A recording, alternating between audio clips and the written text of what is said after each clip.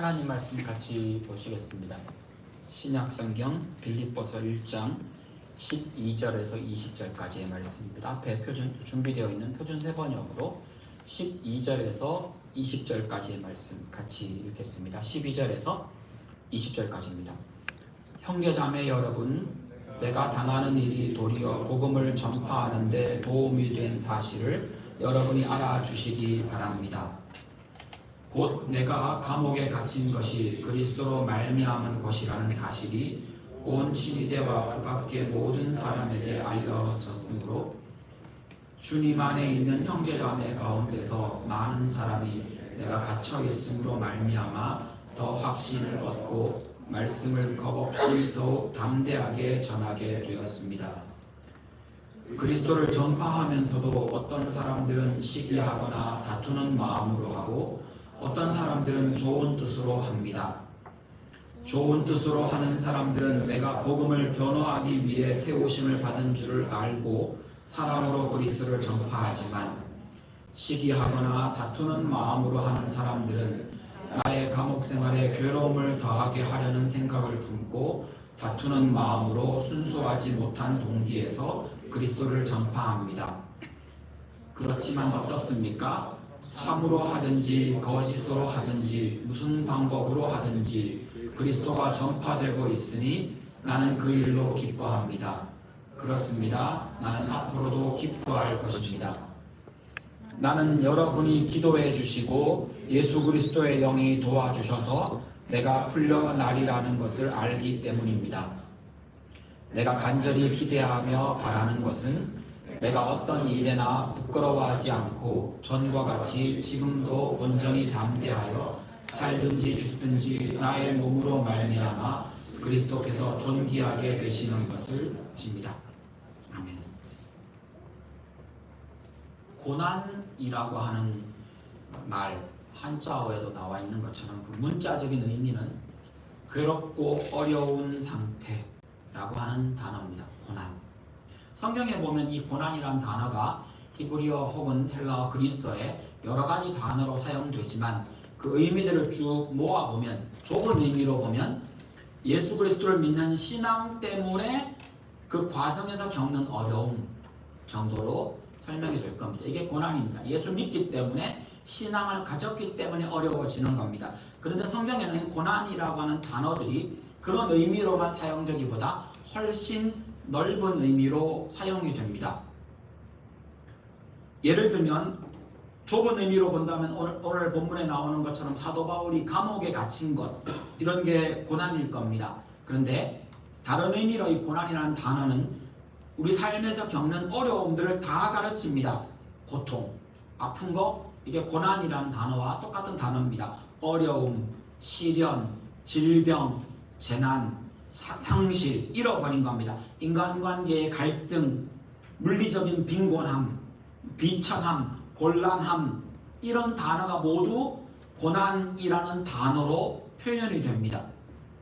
그러고 보면 이 고난은 성경에 나오는 대로 따진다면 아담과 하와 때부터 이어져 내려온 게 맞습니다. 아담과 하와가 범죄했을 때 하나님이 하신 말씀을 기억하실 겁니다. 네가 이제 수고로이 일하며 땀을 흘려야만 먹고 살 수 있을 거다. 이게 고난입니다. 그러니까 여러분이 지금 직장에서 학생으로 공부하는 거 이게 다 고난입니다. 그 해야 되는 매일 반복되는 매일매일의 살림 다 고난입니다. 여자가 아이를 낳으면서 낳는 출산의 고통뿐 아니라 양육의 고통 이거 다 고난입니다. 그뿐이겠습니까? 우리가 죄 때문에 생긴 죽음, 그 죽음에 연결되어 있는 두려움과 아픔 다 고난이 맞습니다. 이 고난, 그러므로 이 고난을 얘기하다 보니까 연결되는 다른 말들도 함께 얘기해야 될 것 같습니다. 스트레스 받는 것, 이거 고난입니다. 압박받는 것, 이거 고난입니다. 수고하고 누군가가 나를 혹은 다른 사람을 편애함으로 생기는 일들 다 고난입니다. 누구를 더 사랑하고 누구를 덜 사랑하고 누구를 더 좋아하고 누구를 좀 싫어하고 이것 때문에 생기는 인간관계의 상처들, 아픔들 다 고난입니다. 억울함, 거절당하는 거, 거부당하는 거, 여러분이 어플리케이션을 냈는데 떨어진 거 이거 다 고난입니다. 좌절하고 우울하고 슬프고 다치고 힘들고 마음의 상처받고 다 고난입니다. 성경에 나오는 대로 이야기한다면 이 고난은 아마 예수님 재림할 때까지, 재림하셔서 심판하시고 하나님 나라 이 땅에 완전하게 이루어질 때까지 이 고난은 계속 될 겁니다. 한 가지 분명한 것은 우리는 이 땅에서 고난을 피할 수 없다는 겁니다. 예외 없습니다. 이 땅에 태어나는 것부터가 고난입니다. 고난 없는 인생은 없습니다. 바울은 복음을 위해 수많은 고난을 겪었고 심지어 감옥에까지 갇힙니다. 사실은 이거 안 받고 피해갈 수 있었겠지만 그는 그 고난을 어떤 면에서는 자청했고 어떤 면에서는 자기가 원하지 않는 고난을 받아야만 했습니다. 그가 한 35년 정도 신앙생활을 했습니다. 대략 한 60살 정도까지 살았는데요. 바울이 25살, 20대 중반쯤 되었을 때 다메섹으로 가다가 예수님을 만났습니다. 그리고는 35년을 신앙생활을 했는데 그 중에 처음 우리가 지난번에 여러 번 봤지만 한 10년은 아무것도 못하고 그냥 신앙생활만 했습니다. 이방인의 사도로 부름받았는데 하나님이 10년 동안 다소에다가 주저앉혀 놓고 다듬으셨습니다. 그리고 나머지 25년 중에도 5년은 감옥에서 지냈습니다.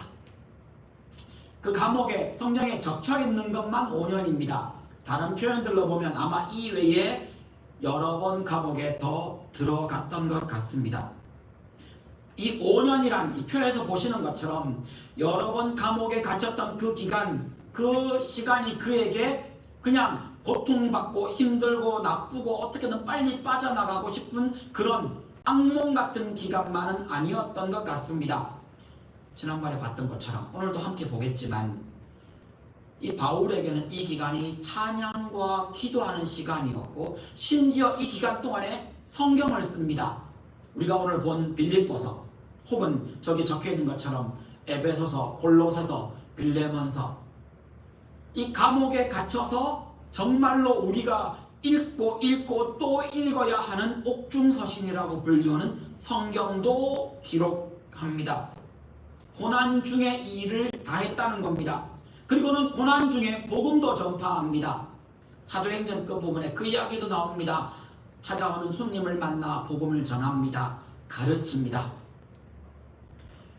바울의 이런 모습을 통해 또 성경을 통해 우리가 고난을 만나면 어떻게 해야 하는가? 우리가 고난을 피할 수 없다면, 고난 없는 인생이 없다면, 우리가 고난을 만나면 큰 고난도 있겠지만 아까 고난에 대한 의미를 살펴봤던 것처럼 스트레스 받는 상황이 생겼을 때 그때도 고난이라면 그때 어떻게 해야 할 건가? 원하지 않는 질병이 생겼다면, 원하지 않는 사고를 만났다면, 원하지 않게 내가 원하고 바라는 것들이 이루어지지 않았을 때 좌절하고 실망했을 때 어떻게 해야 할 건가? 그때에 어떻게 해야 될 것인가에 대해서 이 바울의 모습과 성경을 통해 함께 살펴보았으면 좋겠습니다. 고난을 만났을 때 어떻게 해야 됩니까? 그 첫 번째는 바꿀 수 없는 고난을 만났을 때입니다. 그러면 기꺼이 받아들이십시오. 바꿀 수 없는 고난이 어떤 거겠습니까? 내가 아무리 애쓰고 노력해도 바꿀 수 없는 거, 환경이기도 하겠지만 또 내가 그 고난을 줄일 수도 없고 고통을 줄일 수도 없습니다. 그 환경과 조건을 바꿀 수 없을 때 그 고난 피할 수 없습니다. 근데 그걸 받아들이라, 이게 너무 당연한 말 같지만 사실은 많은 분들이 내게 고난이 오고 스트레스가 오고 힘든데 그게 바뀌지 않는다는 것이 명백한데 바꾸려고 계속 노력합니다. 그 말을 다른 말로 바꾸면 그것을 있는 그대로 받아들이지 못한다는 겁니다. 그러면 어떻게 됩니까? 바꿀 수 없는데 받아들이지 못합니다. 그게 마음에 쌓이고 쌓일 겁니다. 성경에서 말하는 대로 얘기하면 바꿀 수 없다면, 그 고난을 바꿀 수 없다면 받아들이라는 겁니다. 그것도 기꺼이. 바울은 복음을 전하다가 빌립보에서 억울하게 감옥에 갇힙니다. 그 사도행전 16장 25절에 보면 사도 바울과 실라가 감옥에 갇혀가지고 불평하거나 절망하는 대신 거기에서 그 감옥에서 뭐 할 수 있는 게 있겠습니까? 애쓴다고 감옥을 탈출할 수 있습니까? 아니요. 그럴 수 없으니까 바울과 실라는 거기에서 늘 하던 대로, 이게 특별하게 새로운 게 아닙니다. 늘 그들이 숙소에서 기도하고 찬양하던 그걸 감옥 바닥에 앉아가지고 기도하고 찬양합니다. 바꿀 수 없는 현실, 바꿀 수 없는 고난을 받아들인 겁니다. 감옥에 있다는 것을 받아들인 겁니다. 감옥에 갇히는 고난을 기꺼이 받아들였고, 그건 밤에 지진이 일어나서 감옥 문이 열립니다. 받아들이고 나니까 문이 열렸는데 밖에 나가지 않습니다. 왜요? 자기들은 잡힌 몸이라고 생각했습니다. 그들을 가둔 것은 그 고난이 아니라, 그들을 거기에 머물게 한 것은 그 감옥 문이 아니라 그들이 기꺼이 받아들인 겁니다. 그래서 나가지 않습니다. 결국은 그들이 나가지 않자 어떤 일이 벌어졌습니까? 우리 지난번에 살펴봤던 것처럼 간수장이 사살하려고 하다가 내가 여기 있다, 죽지 말라고 말하는 바울의 소리를 듣고 그 앞에 엎드립니다. 내가 무엇을 해야만 하겠습니까? 라고 물었을 때 주 예수를 믿으라. 그리하면 너와 너의 집이 구원을 얻을 것이다. 그리고 그 온 가족이 세례받고 그리스도인이 됩니다. 바꿀 수 없다면 받아들이십시오. 이 너무 간단한 이 한 센텐스의 이 문장이 진짜 누군가에는 힘들 수 있습니다. 이걸 못 받아들여서 평생 가슴에 한이 됩니다. 여러분, 바꿀 수 없다면 받아들이십시오. 지나버린 것, 과거 바꿀 수 없습니다. 여러분이 지금이 아니더라도 마음에 생각하셔야 됩니다. 언젠가는 이것을 내가 받아들여야 하는 것이구나. 제 키가 좀 작잖아요. 근데 저는 자라면서 제가 키가 작다고 생각해 본 적이 별로 없었습니다. 딱 한 번 나 키가 작구나 라고 느꼈던 적이 있습니다. 군에 갔더니만, 군에는 학교에서는 키 작은 사람이 앞에 서고 키 큰 사람이 뒤에 서더라고요. 근데 군에 갔더니만 키 큰 사람이 앞에 서요. 제가 더플백을 메고 제 훈련소에 제가 이 기본 훈련을 마치고 다른 훈련소에 갔더니만 줄을 서라 그러는데, 거기 갔더니만 제가 제일 작은 거예요. 훈련 받는 사람이 한 40명쯤 됐는데 제가 제일 끝에 섰습니다. 근데 앞에서부터 줄을 쭉 서니까 제일 끝에 제일 늦게 서게 되잖아요. 원해도 제일 마지막에 서게 됩니다. 제일 마지막에 제가 움직였던 겁니다. 그때부터 그 앞에 교관이 때리기 시작하는데 진짜 그렇게 맞아본 적이 없는 것 같습니다. 억울했습니다. 제가 키가 제일 작기 때문에 억울하더라고요. 근데 제가 왜 이것 때문에 스트레스를 받지 않았느냐 하면, 저는 제가 키가 작다고 생각해 본 적이 없었던 겁니다. 근데 그때 알았습니다. 내가 작구나. 그 전까지는 제가 키가 작은 편이 아니었다라고 생각했던 것 같습니다. 그 이후로 저는 그걸 받아들였습니다. 마음이 편합니다. 그래서 저보다 키 큰 여자하고 결혼했나 봅니다. 받아들이면 편합니다. 여러분, 받아들이지 못하면 저의 키 작음이 저의 열등감이 되었겠지만, 그리고 여러분 앞에서 저 키 작다고 이런 얘기 못하겠지만, 받아들이고 나면 이게 하나님이 제게 주신 저의 모습이며 저는 이 모습 그대로도 잘 살고 있습니다. 가끔 불편할 때가 있습니다. 손이 닿지 않는데 물건을 꺼내야 할 때, 그러면 제 아내를 부릅니다. 괜찮습니다. 이 삶도 나쁘지 않습니다. 최근에는 제가 저희 집 식구 중에 가장 키 작은 사람이 됐습니다. 그래도 괜찮습니다. 있는 모습 그대로 받아들이면 편해집니다. 감옥에 갇히는 것, 고난이 닥칠 때 불평하고 찬양한다는 말은 그걸 이겨내기 위한 방법이기도 하지만 내가 처한 상황에 대해 받아들인 겁니다. 바울은 예루살렘에서 유대인들의 오해 때문에 감옥에 갇힙니다. 죄인의 신분으로 그 이후로 5년 동안 그는 죄인의 신분으로 감옥에 2년을 갇히고 또 이동하고 또 로마에 가서 2년을 더 갇혀 있게 됩니다. 그 기간이 대략 5년입니다. 5년 동안 감옥에 있습니다. 그때 오늘 읽은 이 본문 빌립보서가 기록이 되었다고 봅니다. 그리고 이렇게 말합니다. 내가 감옥에 갇히게 된 것이 12절에요.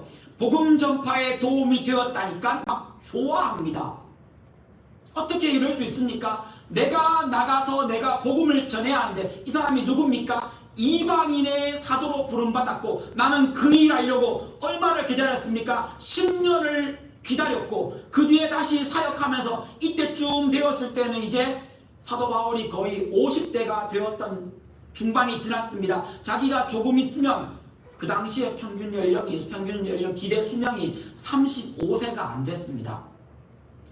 근데 그런 시대에 자기 나이를 보면 이제 얼마 남지 않았다. 내가 더 열심히 일해서 더 많은 사람에게 복음을 전해야지. 내가 가서 복음을 전해야지 라는 마음이 얼마나 컸겠습니까? 그런데 5년 동안 갇혀 있습니다. 그런 바울이 하는 말입니다. 내가 복음을 전하지 못했는데 내가 감옥에 갇혔다는 것 때문에 이것 때문에 복음이 전해지는 이유와 빌미가 된다니 기쁘다.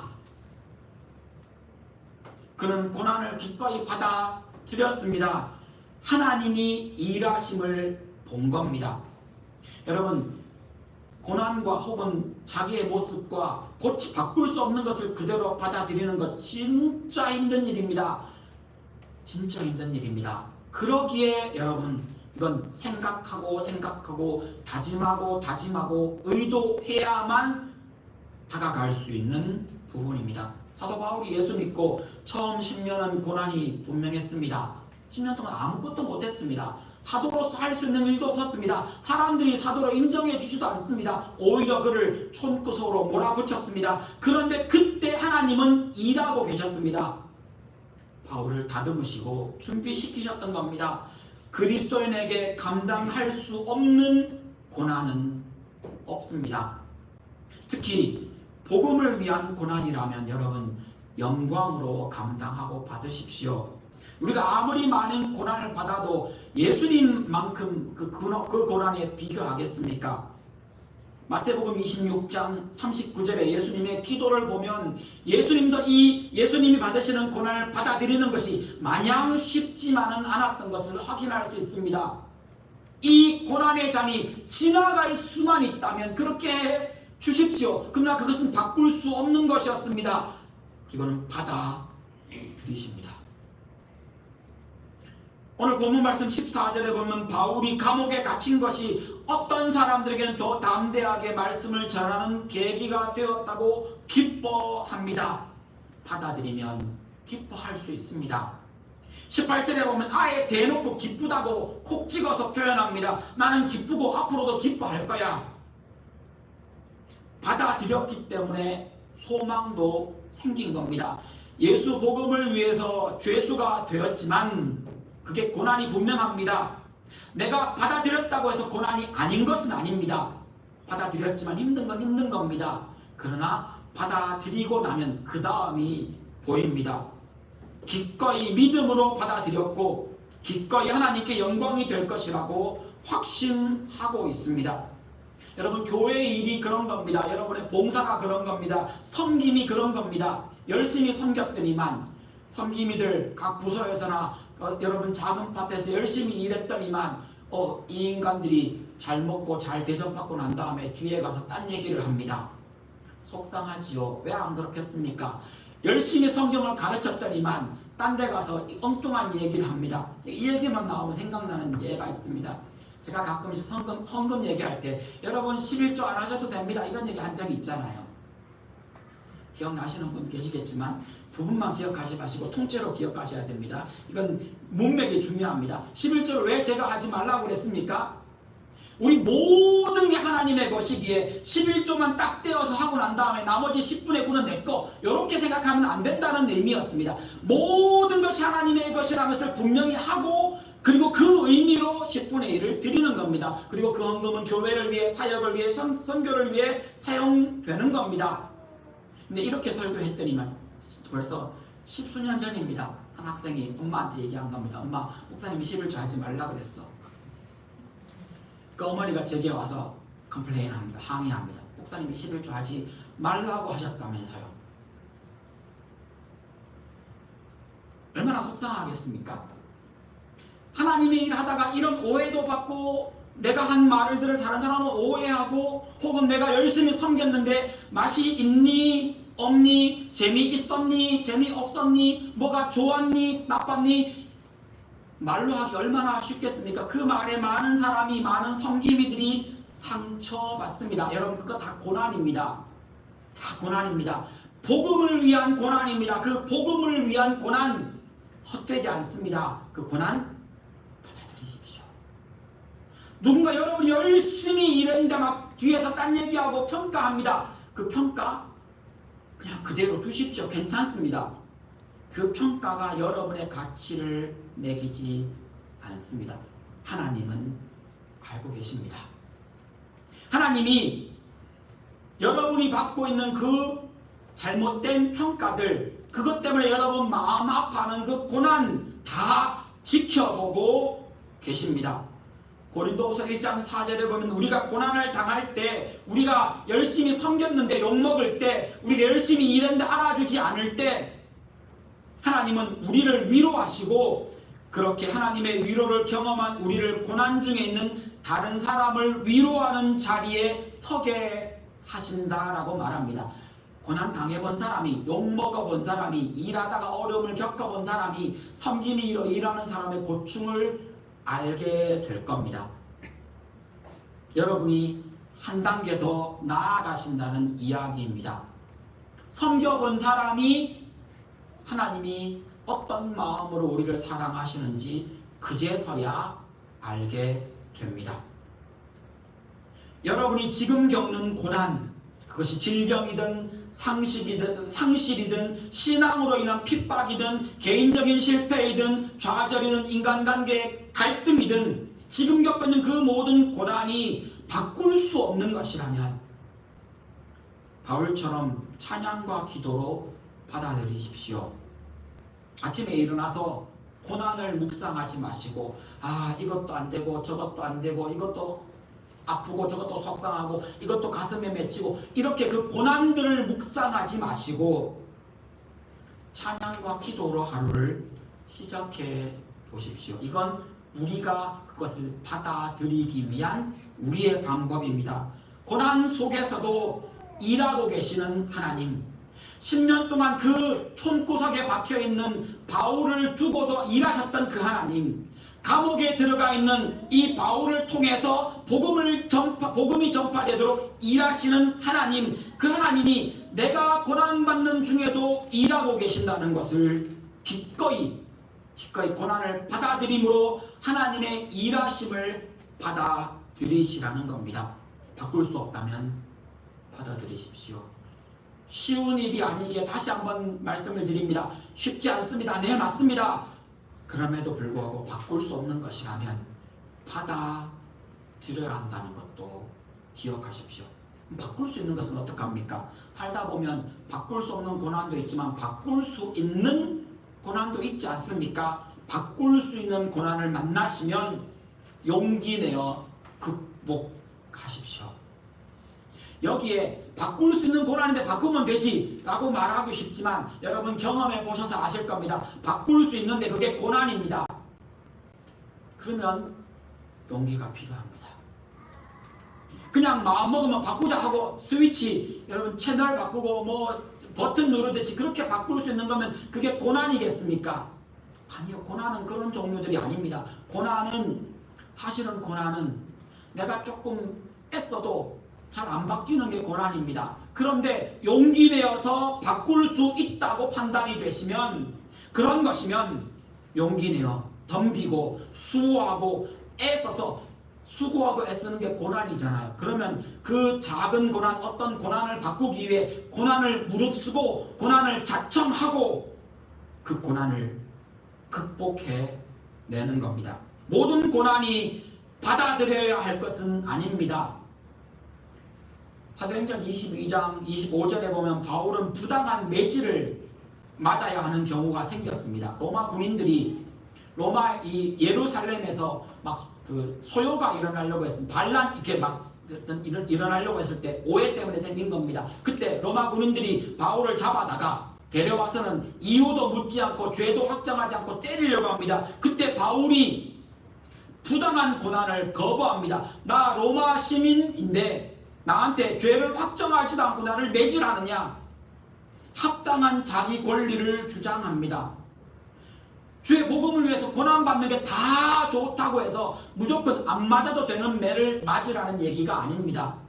헌신하고 봉사하고 섬길 때에 여러분 우리는 손해보기로 하고 내가 더 일하기로 하고 내가 더 땀 흘리기로 하고 그 일을 하는 거지만 그렇다고 해서 안 흘려도 되는 땀을 흘리는 것이 괜찮다고 말하는 것이 아니라는 겁니다. 거부하실 수 있다는 겁니다. 거절하실 수 있다는 겁니다. 때로는 여러분이 노우라고 말하셔야만 여러분과 함께하는 여러분보다 어린 사람을 보호할 수 있습니다. 바울은 부당한 고난을 거부하고 합당한 자기 권리를 주장했습니다.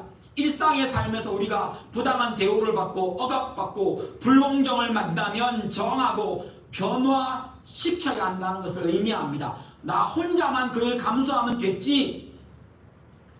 그 일 또 놓으라고 말해야겠지만 내가 놓으라고 말해주지 않으면 그 일에 착취당하는 사람들이 있을 때 여러분들은 놓으라고 용기 내어 말하셔야 합니다. 때로는 우리의 고난이 열심히 공부했는데 한 학기를 페일했다고 합시다. 학생들이 우리 교회는 많으니까 여러분 공부하시는 분들이 많으니까 그런 일이 있을 수 있습니다. 열심히 회사에서 프로젝트를 했는데 그 일이 리젝트됐습니다. 그런 경우에 학업에 실패하고 어려움을 겪는 여러분들이 그 고난이라면 그 고난을 극복해야 한다면 바꿀 수 있다면 다시 도전해야 한다면 여러분 학업이든 직업에 관련된 일이든 다시 계획을 세우고 튜터를 고용하고 다시 물어볼 사람을 찾고 다시 도전하는 것 그렇게 용기 내어서 그 고난을 극복하는 것 그게 우리들이 고난을 대하는 두 번째 태도라는 이야기입니다. 너무 빨리 포기하지 마시고 다시 도전하십시오. 요즘 세상에 한두 개 원선에서 여러분 인턴이나 직장을 금방 구하는 사람 몇이나 있겠습니까? 물론 어딘가에 있을 겁니다. 그 사람들은 특별한 예외고요. 대부분의 사람들, 거의 모든 사람들이 10개, 20개가 아니라 100개, 200개를 원서 쓰는 시대에 살고 있습니다. 회사에서 부당한 대우를 받거나 나를 무시하는 사람을 만나면 또 그리스도인들이 또 사람이 착하잖아요. 잘해주니까 호인 줄 알고 나를 호구로 보는 사람들 많습니다. 교회 안에도 있지만 그래도 교회 안에는 좀 적은 것 같아요. 특별히 저희 교회에서는 제가 못 봤습니다. 아직. 근데 학교에서 직장에서 여러분 그런 일 있지 않습니까? 학생을 가르치시는 여러분 학생들한테 잘해주니까 이 학생이 막 기어오릅니다. 넘지 말아야 선을 넘으며 교수인 나한테 선생님 나한테 나를 무시합니다. 손님을 대하고 고객을 대해야 되는 여러분이 계십니까? 그 사람들에게 친절하게 한 가지 더 해줬더니만 다음에 또 해달라고 마치 권리인 것처럼 주장합니다. 프로젝트를 하면서 팀 프로젝트를 진행하는데 내가 한 가지를 더 해서 그 일을 했더니만 그 다음 일을 하면서도 당연히 그 일을 내가 더 해야 되는 것처럼 떠넘깁니다. 그런 인간들을 만나시면 기꺼이 해줄 수 있습니다. 그럼에도 불구하고 아니 라고 말해야 할 때가 있다는 겁니다.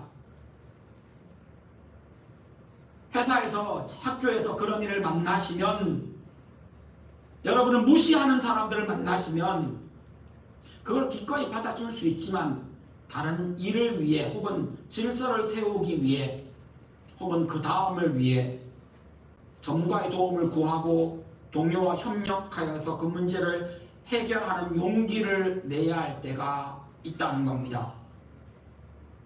그게 그리스도에서 사면 안 되는 행동이 아니고요. 그리스도인이 할 수 있는 일이고 때로는 해야 되는 일입니다. 제가 아는 한 저희 교회는 이런 일이 없으니까 이런 예를 들어보겠습니다. 가정에서 폭력이 일어납니다.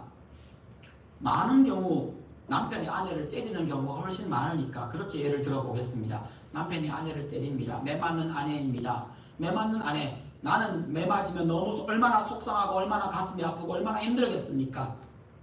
그런데 그 아내가 가만히 있으면 애들이 다칩니다.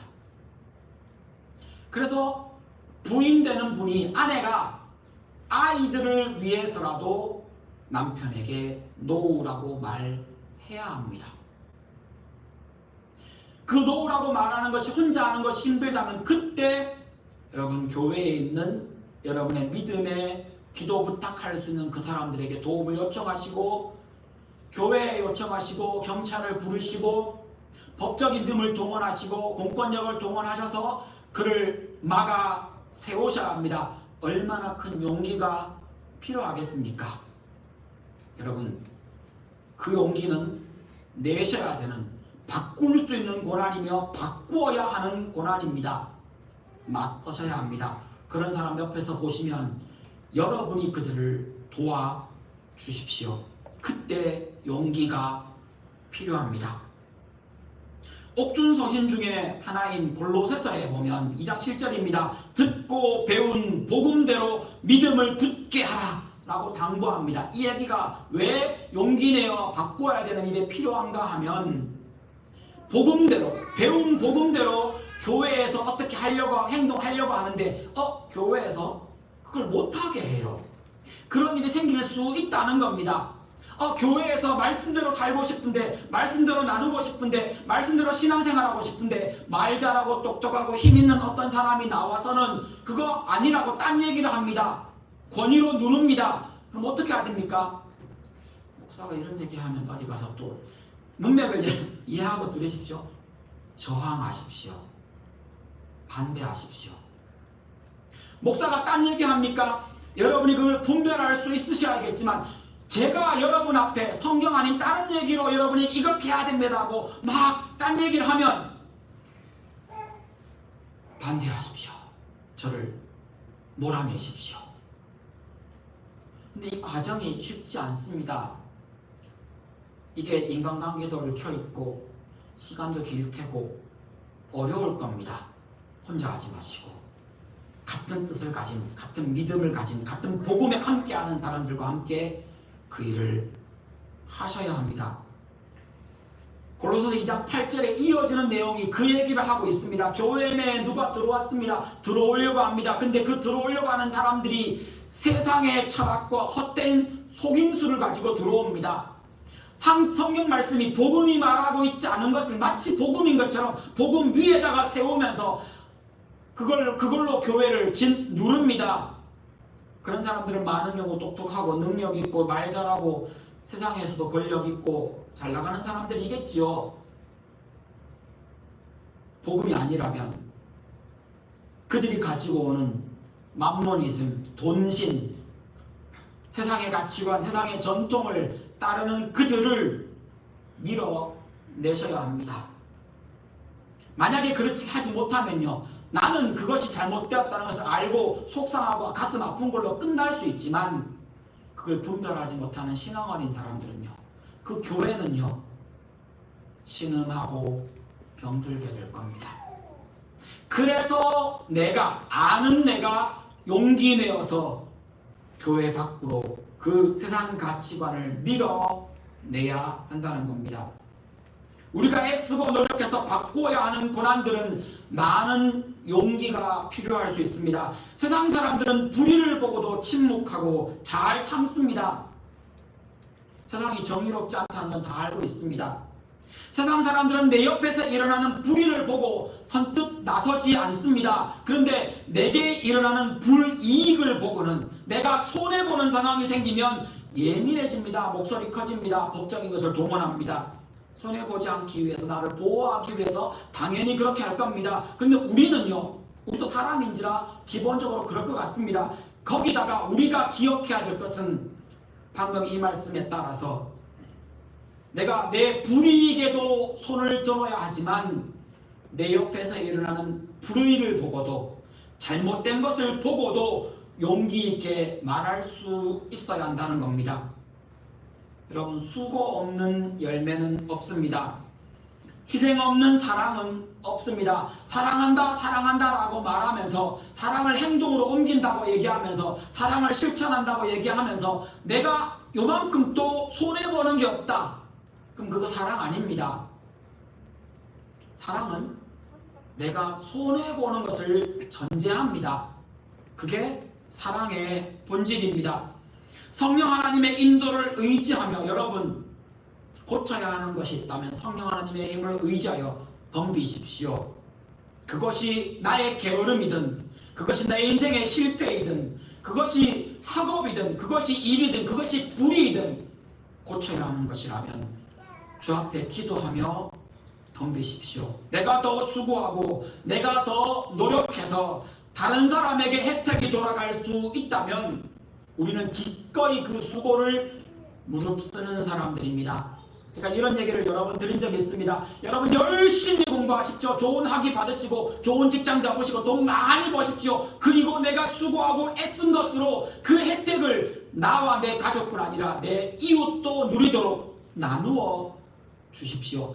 부자 되십시오. 돈 많이 버십시오. 하나님이 주시는 복 마음껏 받으십시오. 그리고 내가 수고하고 땀 흘린 그 열매들을 그 혜택을 다른 사람이 누리도록 함께 누리도록 나누어 주십시오. 이것이 우리들의 삶의 방법입니다.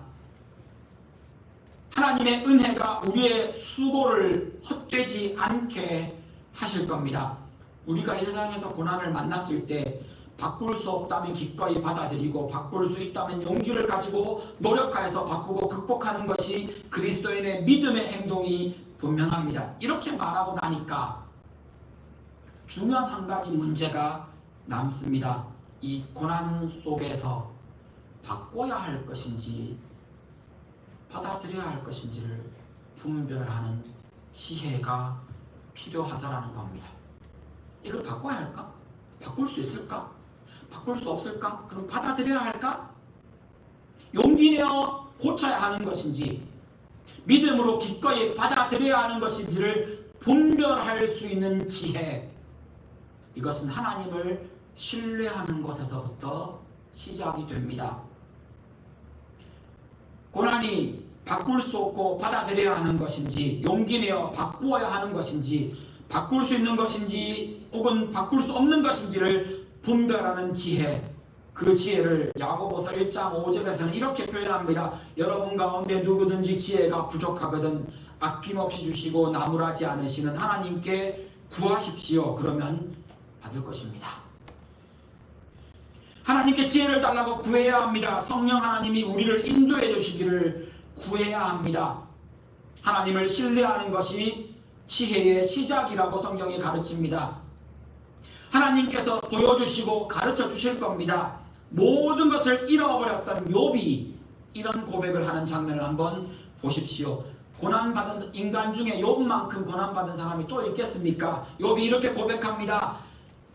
모태에서 빈손으로 태어났으니 죽을 때에도 빈손으로 돌아갈 것입니다.